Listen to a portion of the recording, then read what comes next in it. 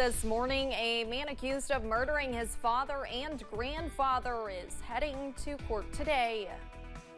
Plus, a Leslie County business owner is speaking out after going through a fire and robbery. Dedicated to Eastern and Southern Kentucky, this is WYMT Mountain News This Morning. Good morning, I'm Olivia Calfee. The time is 6 a.m. on Monday, January 29th. Now let's send it over to meteorologist Tim Drawbridge for a look at your forecast this morning. Good morning, Olivia, and good morning, everyone. Got a lot of clouds and yes, a rain, snow, or shower threat across eastern and southeastern Kentucky. It is 34 outside our studios here at WYMT. Your headlines as we get you ready to rock and roll into a Monday shows not much in the way of sunshine to start off the week. Another shower threat again today, but another wave of rain the second half of tomorrow. At least temperatures for highs will be running just below and eventually just above average. That average high now, 45, is hard to believe, going to put the wraps on January on Thursday. All right, 35 Jackson, 37 Harlan, 36 at Irvin. Here is the pinpoint Doppler radar. A scattering of rain and snow showers to wake up to on this Monday morning. This action gradually will subside. A lot of clouds back into Indiana and Illinois. This dry air moves across the region later tonight into tomorrow morning. Here is the 12-hour forecast for today. The rain, snow, shower threat gradually coming to an end. Otherwise, it's mostly cloudy and a high of 40. Back to the sunshine. How long do you got to wait? We'll let you know. First Alert 7-day forecast coming up in just a few moments. Olivia? All right, Tim, thank you. A man accused of murdering his father and grandfather is set to appear in court today. Austin Prather is charged with murder, attempted murder of his grandmother, robbery, and tampering with physical evidence. Police say the crime happened in early November and Prather was arrested a day later in Indiana. A status hearing is scheduled today at 9 a.m. in Pulaski County. Over the weekend, we were able to speak to one business owner in Leslie County that is working to pick up the pieces following a fire. And just a couple of days later, someone stole thousands of dollars worth of tools. WYMT's RJ Johnson shares how this happened. I mean, when I say everything, it was everything. There wasn't one thing saved. Buried beneath the rubble is 10 years of hard work. Me and my uncle came down, and by that time, I mean, the building was raging.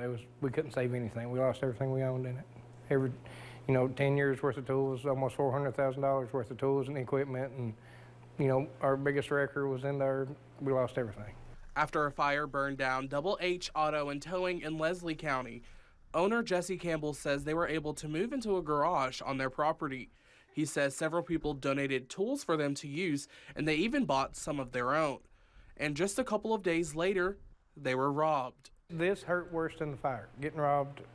I mean, they took everything. The tools you see now are tools we borrowed off people. We don't even own any of this stuff just to try to get back again. We had just spent a little over $2,000 on the Snap-on truck getting more tools back, and they stole every single one of them, all of them. Campbell says the thief even replaced the locks, something they think was planned out. We didn't know that at the time. Like I said, me and him was out there trying to get in. It wasn't until later that we found this lock, because they had cut our lock off and replaced it with another lock. So it was very intentional. Somebody, put a lot of thought into it. He says they were able to find something that the thief left behind. They parked behind the building next to the office there's a shut-down sawmill over there, and they parked over there, and they walked behind the building and around, cut the lock off of them, packed everything around. We did find a little plastic piece that holds some picks that they hope can identify the person responsible. In Leslie County, RJ Johnson, WYMT Mountain News. Campbell says their kerosene heater was also stolen and says it is on wheels and bright yellow. He adds that if you have any information, you can contact them. We have a link to their Facebook page and this story on our website. Veterinarians are on edge seeing cases of a mysterious respiratory illness in dogs. Dr. William Hagen says symptoms are similar to kennel cough. However, if not treated, it can turn dangerous. He says it can spread through contact with other dogs. Dr. Hagen's added that you can protect your dog by staying up to date with vaccines. If they get this other disease complex, it also benefits that they're covered under something else, so they don't get multiple diseases on top of each other.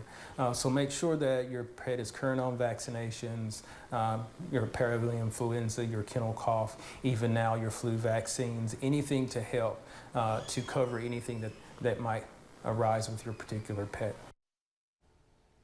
Dr. Hagen says if your dog is showing symptoms, you should visit a veterinarian to get checked out.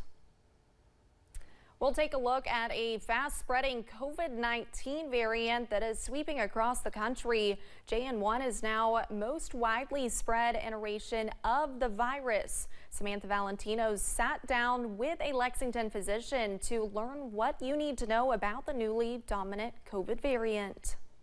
Like most things, COVID-19 is constantly changing. These changes can sometimes allow different variants to spread more effectively. But may be more infectious.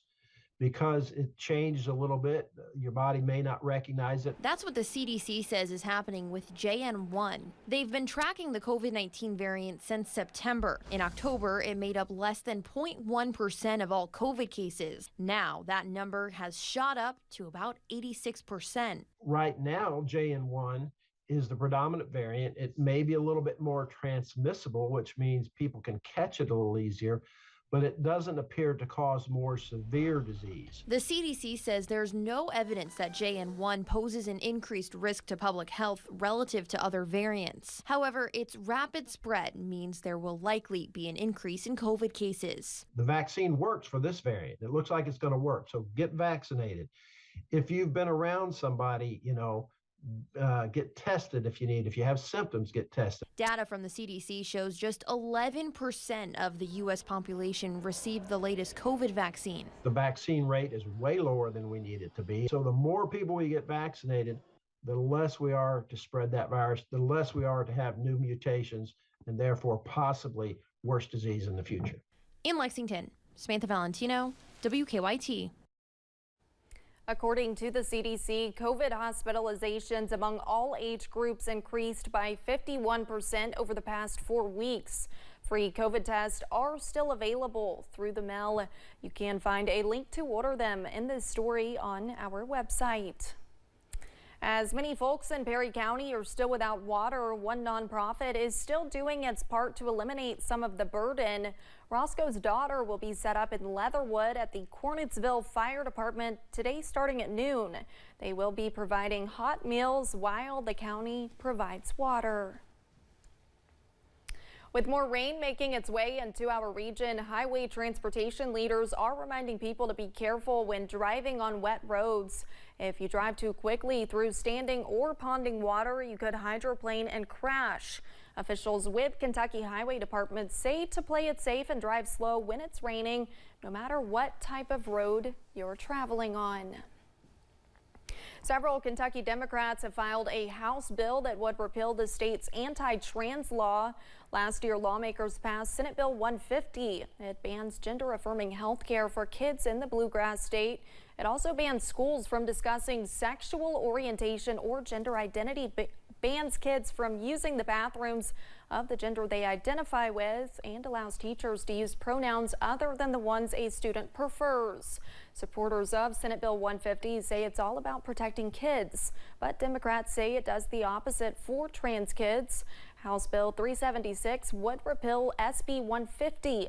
Representative Adrielle Camuel from Lexington talked about why they're doing this. Appalling is the only word that I can come up with. It was cruel, it was intentional, and it harmed probably what I would consider the most vulnerable, one of the most vulnerable communities in the state of Kentucky. If passed, Representative Camuel says the House bill would also provide a more caring LGBTQ environment in schools. A mother and daughter in Letcher County are bringing an old abandoned building back to life. Liberty Campbell and her mother, Bonita Adams, are using the Old Dottie Schoolhouse to host pottery classes to members of the community. They saw a great opportunity to bring something for community members to enjoy at the Old Dottie Schoolhouse in May of 2023. Campbell says she hopes the building can someday become self-sustainable. Self-sustainable, and you know, like big picture, you would see like people being able to come in and intern during the summer with like the pottery works and everything. You see just the community seeing this as a place that's theirs, that they have, you know, a connection to. Campbell says they want to help our community in any way they possibly can, and now have a venue to do it out of.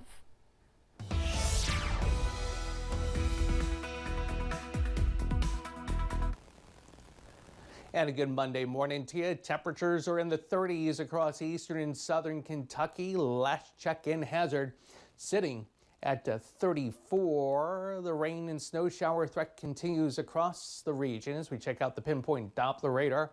Again, depends on 1, your elevation, 2, the intensity of the shower activity. Get a good burst of rain, it can change over to some snowflakes or maybe a little pinging sleet. But at this point in time, this action will gradually diminish, and there's a lot of low clouds back toward Illinois and Indiana. Not much in the way of sunshine as we get you out the door on a Monday. So temps climb back through the upper 30s and close to 40, and it's a mostly cloudy sky as we head through the afternoon. Got another opportunity for rainfall. Gotta be kidding, right? Why does it seem like we can only get sunshine with cold air? Not so, my friends. We'll let you know when the sunshine returns in earnest. The First Alert 7-day forecast coming up in just a few moments. Olivia?